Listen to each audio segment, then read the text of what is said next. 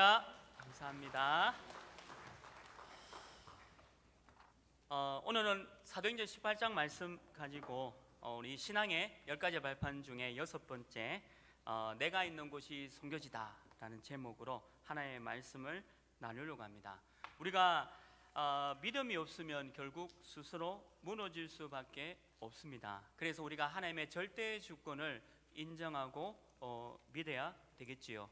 근데 이 절대 주권은 하나님을 믿는 사람이든 안 믿는 사람이든 좋은 일이 있을 때는 별 표가 나지 않습니다. 물론 이제 우리는 복음이 있으니까 복음을 속에서 좋은 일이 있어도 하나님의 절대 주권인 것을 알고 또 전도와 선교 속에 갈 수도 있습니다. 그런데 이 절대 주권이 언제 빛이 나냐 하면 내게 또 우리 교회에 안 좋은 일이 있을 때, 그때 하나님의 절대 주권을 믿는지가 빛이 나게 되어져 있습니다. 그래서 아무나 하나님의 절대 주권을 믿을 수 있는 것이 아니라 내게 어려운 일과 안 좋은 일이 일어났을 때에 그때 내 신앙 고백이 하나님의 절대 주권을 믿느냐라고 한다면 굉장한 응답 속에 있다는 거죠. 그리고 우리가 저와 여러분에게는 작고 크고 영적 문제가 있을 겁니다. 그래서 그 영적 문제는 반드시 예수 그리스도만이 해결되어지는 거죠. 그리고 우리가 이 땅에서 살아갈 때에 성령 하나님의 능력이 아니고는 이 땅에서 살아갈 수가 없습니다. 그게 이제 세 번째 발판이죠. 그러면 네 번째 발판이 뭡니까? 우리 인생에 어떤 방향으로 가야 될지 말씀의 흐름과 또 우리 인생의 평생 방향을 결정지어지는 것이 바로 말씀이죠. 우리는 매일 말씀을 듣고 붙잡아야 될 것이고 또 주일날에 주시는 이 말씀도 붙잡고 방향을 정해야 되겠습니다. 그러면 다섯 번째가 뭡니까? 저와 여러분이 누구냐? 이게 굉장히 중요한 거죠. 정체성을 얘기하는 겁니다. 저와 여러분은 하나님의 자녀요 구원받은 자다. 그게 다섯 번째입니다. 그러면 오늘부터 시작되는 이 여섯 번째 발판은 바로 전도와 선교와 관련되어 있다는 거죠. 우리의 현장이 바로 선교지다라고 말씀하고 있습니다. 그래서 몇 가지 우리 현장이 선교지임을 알고 한 세 가지 내용을 붙잡고 기도해야 되겠습니다. 그 첫 번째 내용이 내 주변이 선교지다라는 부분을 붙잡아야 됩니다. 내 주변이 다 선교지이다. 우리가 착각하는 고민 중에 하나가 어디를 가서 전도를 해야 되느냐라는 부분을 한다는 것이 바로 착각이죠.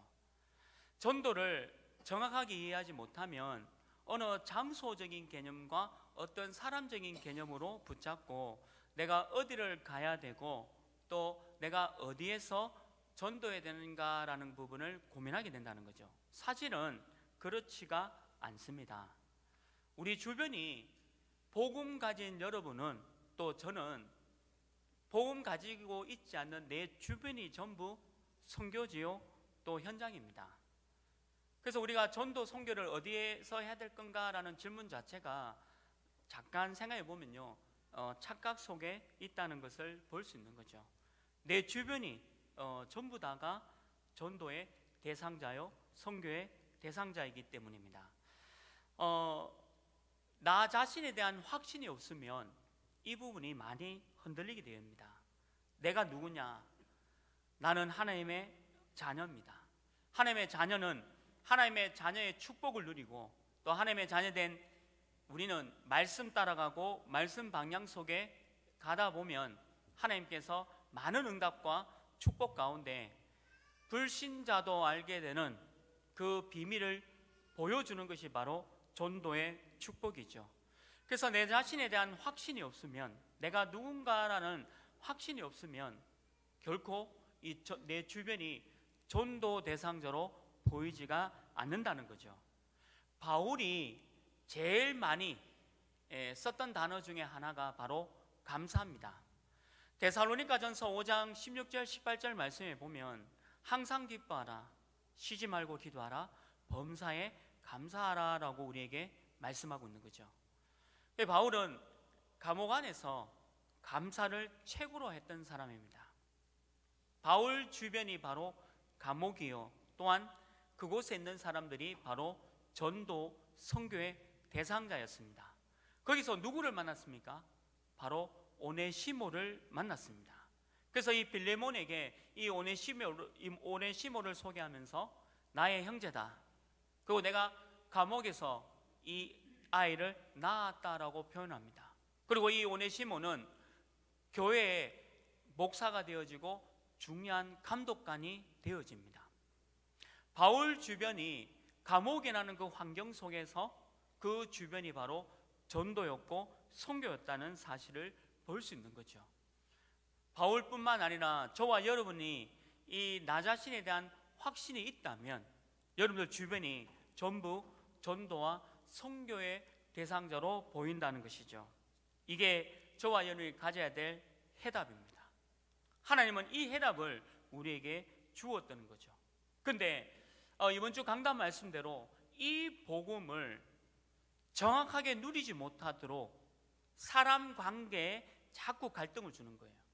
그리고 어떤 면에서는 사람 관계의 갈등뿐만 아니라 내 자신의 문제, 내 주변의 그 문제 때문에 이 복음을 놓칠 때도 있다는 겁니다. 질병이 온다든지 가난이 온다든지 여러 가지 상황과 사건 속에 내가 빠지게 되면 나도 모르게 이 복음을 놓칠 때도 있다는 거죠.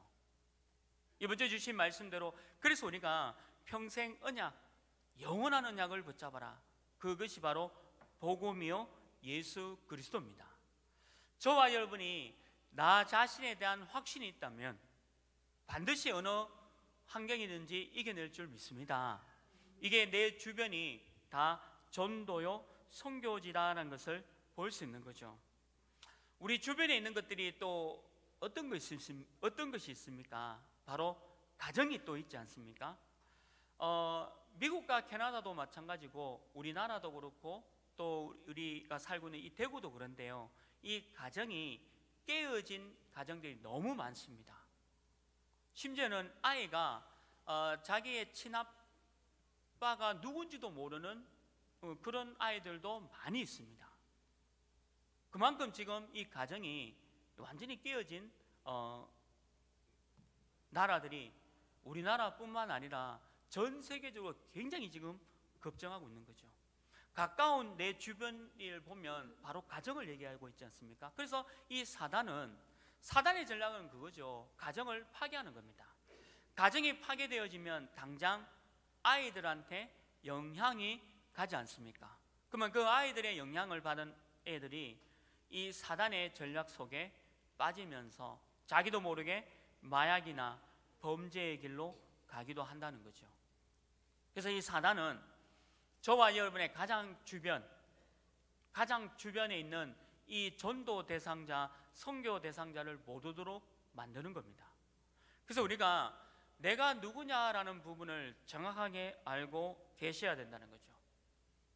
남편이 갖고 있는 영적인 배경을 이해하고 또 아내가 갖고 있는 영적인 배경을 이해한다면 그 영적 배경을 잘 이해하면서 메시지를, 복음을, 각인 뿌리 체질을 내릴 수 있습니다. 근데 이 영적 배경을 이해하지 못한다면 내 주변에 가까운 이 가정을 이해하지 못하는 거죠. 그렇게 되면 반드시 사단에게 내 주변의 전도 대상자를 뺏기게 되어져 있는 겁니다. 저는 이혼을 하는 것을 성경적으로는 반대입니다. 그러나 혹 이혼한 사람이 있다면 그 사람에게는 복음이 필요하다는 거죠. 복음으로 그 사람이 다시 한번 좋은 가정, 복음의 가정을 이룰 수 있고 또 복음으로 자녀를 양육할 수 있도록 만들어 줘야 되는 겁니다. 우리 주변에는 의외로 많은 가정들이 깨어져 있다는 것을 볼 수 있는 거죠. 그래서 정확한 복음을 설명할 수 있는 귀한 내 주변의 전도 대상자를 보시기 바랍니다. 여자분들은 촛불을 켜고 꽃을 주면 감동되지 않습니까? 근데 저 같은 경우는 촛불 켤 리도 없지만 켜도 그냥 끕니다. 불날까봐. 그래서 뭐 유목사님도 그런 말씀 하셨지만 평생 여러분들 남편을 이해하려고 하지 마십시오. 남자는 평생 나가려고 합니다. 야수의 본능을 갖고 나가려고 하고요. 여자분들은 또 남자분들은 또 여자분들이 이해해서는 안 돼요. 바가지 끓는 것도 이해되고 또 말도 많이 되고 이런 것도 이해돼요. 평생 어떻게 남자 여자를 이해할 수 있겠습니까? 그런데 그 영적인 배경을 보면 이해가 되는 거예요. 복음으로 정확하게 바라보면 이 사람의 영적 배경을 볼 수 있는 겁니다. 그리고 여러분들 자녀에 갖고 있는 그런 영적 배경도 볼 수가 있다는 거죠. 그러면서 내 주변을 점점 치유해 가는 거죠. 치유해 갈 수 있는 가장 유일한 것이 뭐냐? 바로 복음입니다. 하나님께서 하시도록 하나님의 말씀으로 내 자녀가 치유되도록 그 길을 열어주는 겁니다. 그래서 내 주변이 눈을 떠보면 전부 전도요 선교의 대상자라는 거죠. 부모님들은 이 아이들, 여러분들 특히 이 자녀들을 잘 이해하셔야 됩니다. 간섭하려고 하면 이 아이가 좀 약간의 반항도 하기도 하고 또 부모의 말을 잔소리로 들리기도 합니다. 그래서 부모가 자녀를 교육할 때 가장 어려운 부분이기도 하죠. 그런데 말씀을 의지하면 말씀의 흐름 따라서 이 아이가 말씀 붙잡고 클 수 있도록만 도와준다면 아마 최고의 부모다라는 생각이 듭니다. 성경에도 말씀을 가지고 아이들을 가르치라라고 말씀되어져 있습니다. 이 성경이 진리라면 그 진리로 우리 아이들도 내 주변이잖아요. 여러분들 주변이지 않습니까? 그래서 복음으로 이 아이들을 잘 양육해야 된다는 거죠. 하나님의 계획은 바로 내 주변에 있는 사람들이 전부 전도와 선교의 대상자다라는 것을 말씀하고 있는 거죠. 그래서 저와 여러분이 여러분들 주변을 살리시기를 주님의 이름으로 축원합니다. 두 번째입니다. 그렇다면 내가 가는 모든 현장은 선교지다라는 거죠. 내 모든 주변이 선교지고 전도의 대상자라면 이제는 여러분들이 가는 모든 현장은 바로 전도요 선교지라는 것을 기억해야 됩니다. 선교지는 아직 복음을 받지 못한 237나라 중에 복음을 한 번도 받지 못한 그런 나라도 물론 선교지입니다. 그런데 작은 의미로 보면 선교지는 바로 여러분들 직장일 수도 있고 가정일 수도 있고 학교일 수도 있고 또 여러분들 사업처일 수 있다는 겁니다. 그리고 여러분들이 살고 있는 그 지역도 바로 선교지라는 거죠. 여러분들이 가는 모든 현장이 바로 선교지라고 전도의 대상자라는 거죠. 아무리 어려운 상황 속에 있다 하더라도 하나님은 우리를 가는 그 현장에 어려움 현장 속에 바로 선교와 전도하러 간다라는 것을 보여준 겁니다. 전도 선교. 요셉은 이스라엘 백성, 이 유대인 백성인데 이집트 나라에 가게 되었습니다.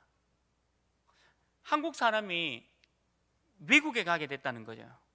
그러면 한국 사람이 미국에 가게 되면 우울증은 자동으로 옵니다. 문화가 안 맞고 언어가 안 맞고 여러 가지 살아온 배경이 다릅니다. 그러면 당연히 오는 것이 우울증이죠. 피해갈 수가 없습니다. 한국을 떠나 미국에 왔다는 그 자체가 정신병의 시작입니다. 그래서 많은 사람들이 지금 어려움을 당하고 있는 거죠. 그게 어려운 현장입니다. 근데 요셉도 그랬지 않습니까? 요셉이 미국 비자를 받아서 이집트 비자를 받아서 이집트에 관광 간 게 아니에요.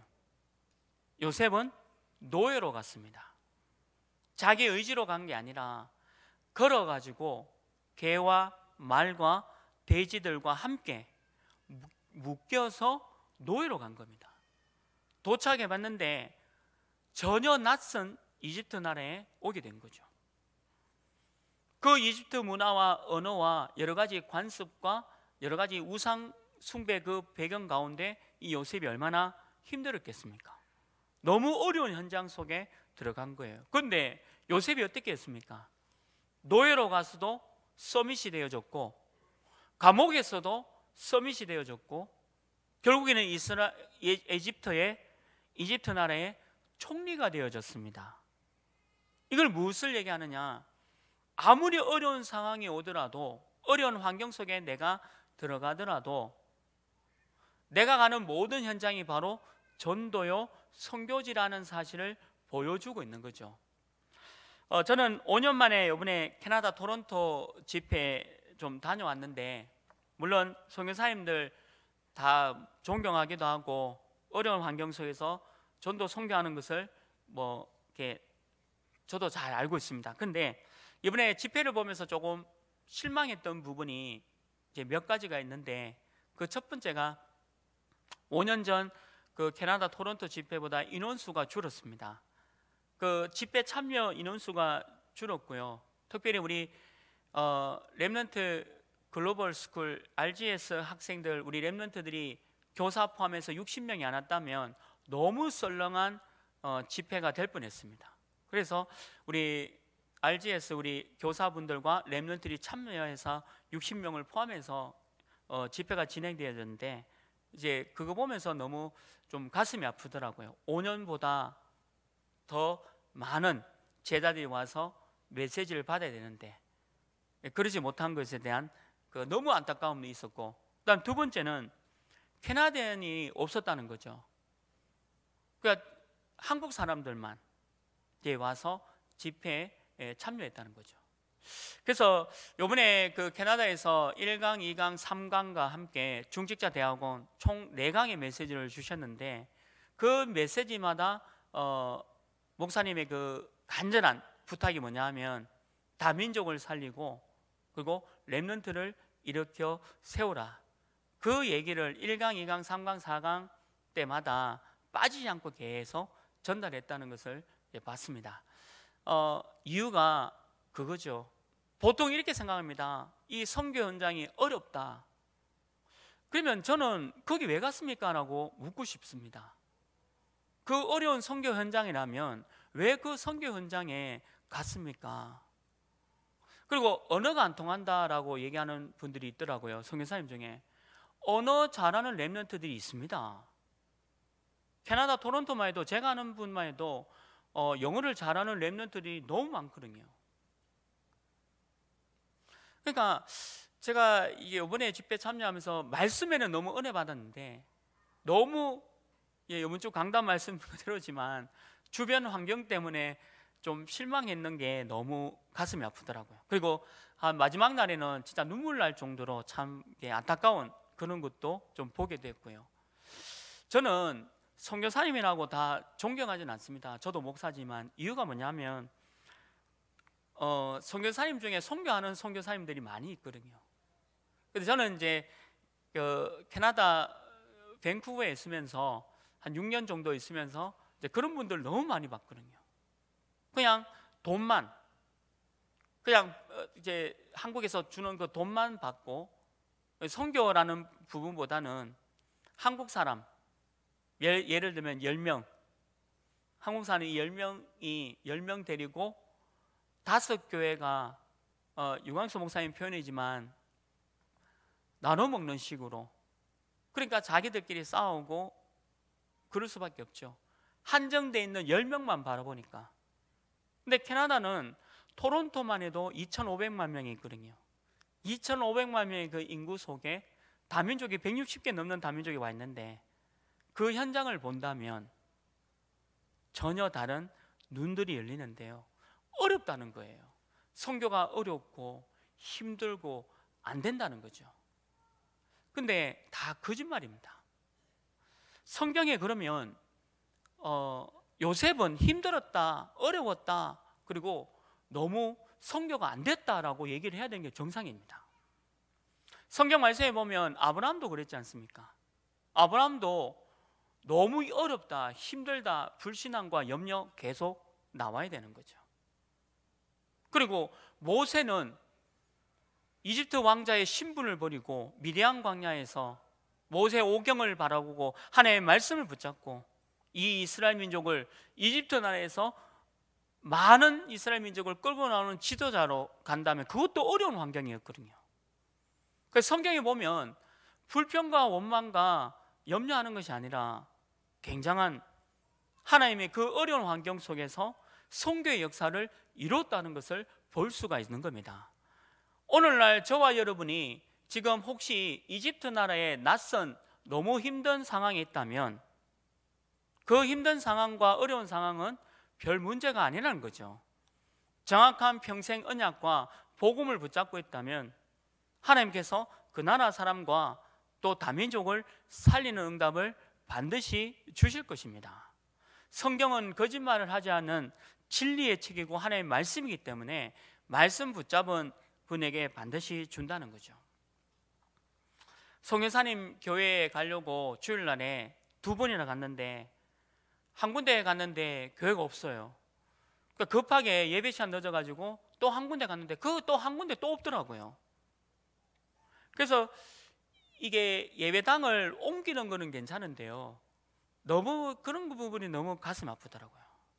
제대로 선교해야 될 나라에서 선교가 되지 않는 것을 보면서 참 많이 안타까웠습니다. 저는 우리 장로님과 중직자분들에게 좀 부탁드리고 싶은 내용은 반드시 담임 목사님 허락과 또 교회를 통해서 선교가 진행되었으면 좋겠습니다. 너무 많은 나가 있는 사람들이 선교 안 하는 것들을 많이 볼 수 있거든요. 물론 저도 목사지만 선배 목사님들, 선배 선교사님들의 그 생활을 다 알 수는 없지만 그래도 반드시 교회와 담임 목사님을 통해서 선교가 되어져야 되는 게 맞습니다. 왜냐하면 우리가 제대로 된 분들을 도우기 위해서는 영적인 눈을 잘 뜨고 잘 살펴보아야 된다는 거죠. 모든 어려운 상황 속에서도 제대로 선교하는 분들이 찾아서 우리가 제대로 도와준다면 굉장한 많은 응답과 축복을 우리 교회와 여러분들 개개인에게 부어 주실 것입니다. 그래서 우리 장로님들은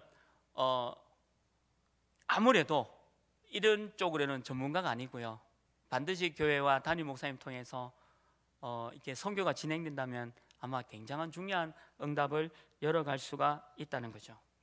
이거는 선교사님들 얘기가 아닙니다. 우리도 마찬가지입니다. 우리가 가는 모든 현장이 우리 청년들 직장 어렵다고 합니다. 힘들다고 합니다. 어렵고 힘든 그 직장이 바로 선교 현장이죠. 그러면 선교 현장에서 사표되고 나온 요셉은 아니었잖아요. 사표를 던지고 나온 모세는 아니었습니다. 아무리 어려웠지만 아브라함이 사표를 던지고 나오지 않았다는 겁니다. 근데 우리 렘넌트들은, 우리 청년들은 돈 많이 주고 복지 좋은 쪽만 직장을 가지려고 합니다. 근데 너무 미안한 거지만 하나님의 말씀으로 비춰보면 틀린 생각입니다. 왜 그러냐면 그 불신자 청년들이 생각하는 사고방식을 그대로 내가 갖고 있기 때문입니다. 우리가 복음으로 서밋이 된다는 말은 내가 가는 이 직장에 돈과 복지 때문에 가는 게 아니라 내가 이 직장을 선교지라고 보신다면 그런 생각은 안 하게 되겠죠. 근데 의외로 많은 렘넌트들이 말씀이 없습니다. 그리고 이 말씀의 흐름을 타고 있지가 않습니다. 그래서 직장 가는 것을 두려워합니다. 무서워합니다. 조그마한 일에도 넘어지고 자빠집니다. 아마 요셉이 보면 굉장히 웃을 일인지도 모릅니다. 굉장한 언약 잡고 세계복음을 이뤘던 모세가 보면 굉장히 우스운 일인지도 모르죠. 근데 우리 청년들뿐만 아니라 어른도 마찬가지입니다. 어른도 우리가 직장 가는 것을 너무 두려워하고 무서워하고 이렇다면 이 어려운 상황을 피해 가려고 한다는 것밖에는, 변명밖에는 들리지 않는다는 거죠. 아무리 어렵더라도 선교사는 그 나라 사람을 선교하는 게 맞는 것이고요. 이번에 이강 메시지에서 얼마나 이제 유 목사님이 조금 강하게 하셨냐면, 캐나다 사람들만큼은 한국 사람들 만나지 말라고 했습니다. 캐나다인과 다민족을 향해서 선교하라라고 메시지 시간에 아예 막 2강 때는 그렇게 강하게 메시지를 하시더라고요. 우리에게 적용해 보면 그렇습니다. 우리가 대구에 있지만 237나라를 복음화해야 되지 않습니까? 그렇다면 우리가 조금은 237나라를 받을 수 있는 그런 교회가 되어야 되겠죠. 그러면 그런 교회가 되도록 하려고 하면 복음의 완전한 이 언약 속에 들어가야지만 가능합니다. 복음의 언약 속에 들어가지 않으면 내가 가는 모든 현장이 선교지가 아니라 고통받는 것이고 어려운 것이고 힘든 것이다라는 것을 보여주겠는 거죠. 우리가 만나야 될 사람들이 어떤 사람들입니까? 여러분과 제가 가는 현장에 어떤 사람들이 있습니까? 전혀 복음을 알지 못하는 사람들이 너무 많은 거예요. 어떤 면에서는 직장에 여러분들 빼고 복음 알고 있는 사람은 아무도 없습니다. 그렇게 보시면 정확하지 않습니까? 그리고 이 복음을 오해하고 있는 사람도 너무 많이 있어요.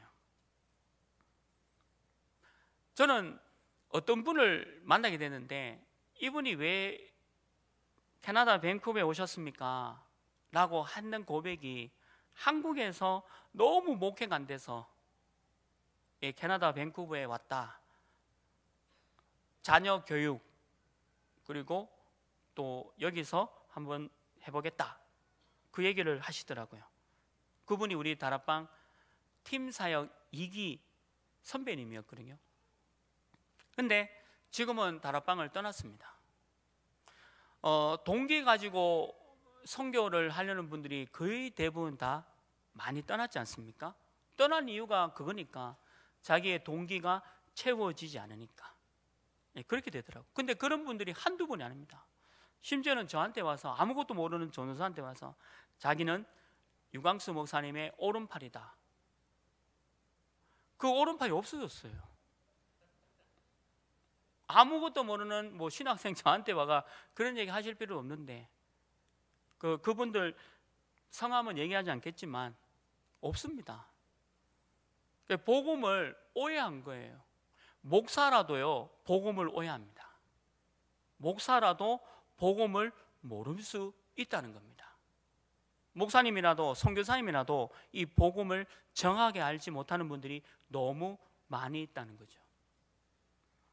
그런 겉모양과 껍데기를 갖고 있는 사람도 있어요, 우리가 가는 현장 속에. 그리고 영적인 문제와 정신 문제와 또 가정 문제, 또 인생이 성공한 것 같지만 너무 숨겨져 있는 문제 가진 사람도 많이 만나게 됩니다.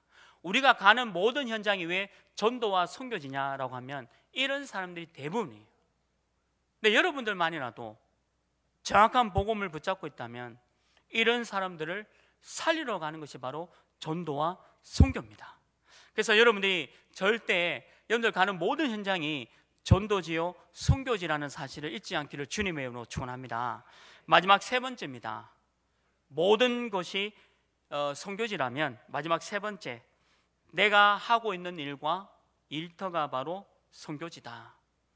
내가 하고 있는 일과 일터가 바로 선교지라는 거죠. 여러분들이 하고 있는 그 일과 일터 속에 하나님의 중요한 계획을 갖고 있다는 겁니다. 오늘 사도행전 18장에 나오는 브루스길라 아굴라는 다민족 부부입니다. 유대인과 로마 사람이 만나서 다민족 중요한 가정을 이룬 부부입니다. 근데 이 부부가 바울을 위해서, 바울 목사님을 위해서 모든 경제를, 세계복음을 위한 모든 경제를 드렸고, 심지어는 자기의 목숨도 바울 목사님을 위해서 던졌다는 사실을 볼 수 있는 거죠. 이 브루스길라 아굴라가 갖고 있는 이 직업과 이 일을 통해서 세계복음화를 이루어 갔다는 겁니다. 여러분들이 하고 있는 일과 직업이 어떤 면에서는 초라하다라고 생각하고 있을 수가 있습니다. 착각입니다. 내가 하고 있는 일과 일터가 불신자의 기준으로 보면 초라한 거죠. 그러나 내가 하고 있는 이 일터와 일이 세계복음화 237복음화와 관련이 있다면 그 직업은 최고의 선교지의 직업입니다. 전 세계에 왜 안류를 세야 되겠습니까? 누가 확장하고 누가 교수하고 그런 것 때문에 한다면 안류를 하면 안 되죠. 진짜 안류를 하려는 이유가 뭐냐? 미국에 왜 LA에 안류 분교를 하려고 하냐? 유목사님이 그러셨습니다. 내가 LA에 미국에 집회할 수 있는 장소 이제 안류 분교에서 하겠다. 그리고 모든 렘넌트들을 여기서 훈련시킬 것이고 모든 중직자를 여기서 훈련시킬 것이고 또 다민족의 복음을 정확하게 모르는 다민족 지도자들을 불러서 여기서 훈련시켜 나가겠다. 그렇게 말씀하시더라고요. 그래서 우리가 전 세계에 안류가 필요한 겁니다. 그게 여러분들 그 안류를 위해서 지난 주일에 만약에 헌금을 하셨고 또 기도한다면 그게 여러분들 일과 일터의 세계복음화를 이루는 중요한 선교지라는 사실입니다. 유명한 사람이 되고 돈을 많이 갖고 있는 굉장한 직업을 갖고 있는 사람이 선교지와 선교하는 게 아니라 내가 하고 있는 일과 일터에서 최고의 선교의 축복을 누릴 수 있는 길이 얼마든지 있다는 거죠. 하나님은 복음 붙잡고 있는 사람에게는 이 기회를 주는 겁니다. 제가 3강 메시지를 마치고 또 중직자 메시지를 들으면서 제가 잡았던 언약이 이 안류가 너무 중요한 시스템이구나. 이거를 전 세계를 세워야 될 이유가 바로 거기 있는 거구나. 선교사님들을 무시하는 게 아니라 선교사님들한테 이 RUTC 시스템을 맡기면 안 되겠구나. 복음을 붙잡고 언약을 제대로 붙잡고 또 언약 속에 중요한 이 흐름 속에서 가고자 하는 그 중직자들, 미국과 캐나다에 너무 중요한 언약 가지고 영어도 잘하고 자기 분야에서 성공하고 있는 분들이 있습니다. 그 사람들을 제대로 훈련시켜야 되는 거예요. 그거를 선교사님과 그 교회에 맡겨서는 안 된다는 사실을 제가 이번에 보게 되었습니다. 이 말은 그분들에게는 안 했습니다. 그냥 여러분들에게 하는 겁니다. 건방지다 또 그렇게 보일 수 있기 때문에. 근데 제가 본 것은 왜 하나님께서 안류에 대한 부분을 주셨는가라는 부분을 조금 보게 된 거예요. 실제로 훈련받을 수 있는, 훈련은 받고 싶은데, 제가 이번에 만난 렘넌트가 그런 얘기예요. 훈련은 받고 싶은데 우리 교회에서는 너무 안 맞다는 거예요. 메시지 흐름과. 그래서 유 목사님한테 이메일을 보내고 싶은데 이메일을 알려달라고 하더라고요. 저는 이메일 모른다 했습니다. 근데 그 얘기를 들으면서 제가 아무 얘기도 못 해주겠더라고요. 아니다, 지역교회를 잘 섬기고 성인사님과 함께 해야 되겠다. 물론 이제 일방적인 상식선에서는 얘기해 주는 게 있지만 가슴에 남는 거는 이게 지금 이 나라의 문제다라는 것을 볼 수 있는 거죠. 내가 하고 있는 일과 일터가 보잘것없는 것입니까? 우리가 아프리카에 꼭 가야만 선교가 되는 겁니까? 그렇지 않습니다. 우리가 아프리카를 위해서 기도하고 그 나라의 중요한 일꾼과 성인사님을 위해서 기도한다면 그게 바로 최고의 선교지요. 또 하나님께서 우리에게 주시는 중요한 응답의 시간표라는 것을 알아야 됩니다. 기다리면 하나님께서 반드시 사건을 통해서 일이 이루어지게 된다는 거죠. 창세기 14장 14절에서 18절 말씀 보면 기다렸던 이 아브라함에게 기회가 온 겁니다. 모든 주변 국가가 전쟁을 일으켜서 롯을 사로잡아갔습니다. 아브라함은 자기 집에서 제자로 기르던 318명의 이 제자를 통해서 중요한 일을 해내었습니다. 창세기 31장 1절에서 55절 말씀 보면 아무것도 없는 빈털터리 완전히 가난한 야곱이 삼촌 라반의 집에 갑니다. 근데 하나님께서 언약을 붙잡고 있는 야곱에게 세계복음화 237나라 복음할 만큼의 경제의 축복과 응답을 쏟아 부어 주십니다. 때가 온 거죠. 창세기 41장 1절에서 38절 말씀 봐도요, 바로왕의 꿈을 꾸는데 이 요셉이 시간표가 온 거예요. 시간표가. 그래서 이 요셉은 이집트 나라의 애굽의 총리가 되어지는 사건을 볼 수가 있었습니다. 이게 성경에 나오는 인물이 아니라 바로 저와 여러분도 이 응답을 받을 수가 있다는 겁니다. 여러분들이 일하는 일과 일터가 하찮은 것이 아니라 237나라와 단민족을 살리는 중요한 자리다라는 것을 잊지 않기를 바랍니다. 우리는 너무나도 많은 착각을 합니다. 어렵다, 또 너무 힘들다. 저는 선교라는 부분을 생각하면서 우리 렘넌트들을 수학, 과학을 시킬 게 아니라 중학교부터 스페인어를 시키고 영어를 시키고 각 나라의 언어를 좀 집중적으로 좀 훈련시킬 필요가 있지 않겠나. 지금 미국, 캐나다가 훌륭한 경제가 없어서 또 사람이 없어서 지금 죽어가고 있는 게 아니거든요. 그들을 살릴 전도자가 없다는 겁니다. 그러니까 그들을 살릴 정확한 전도자가 없기 때문에 나라는 계속 어려워질 수밖에 없습니다. 돈이 없는 게 아니라, 학문이 없는 게 아니라 여러 가지 다 갖고 있는데 딱 하나 복음이 없다는 겁니다. 그래서 우리 아이들을 지금 중학교 때부터 이 언어 교육은 좀 시켰으면 합니다. 그러니까 이 언어가 된다면 어느 나라에 가든지 전도 선교할 수 있는 중요한 응답들을 누리게 되는 거죠. 요셉도 어릴 때 언어를 배웠고요, 바울도 이미 어릴 때 언어를 다 알고 있었다는 거죠. 그러면 저와 여러분처럼 이미 언어가 할 수 없는 그런 나이가 되면 어떻게 하느냐? 그것도 틀린 생각입니다. 영어를 할 수 있는 렘넌트, 영어를 할 수 있는 중직자가 예비되어 있습니다. 중요한 건 뭐냐?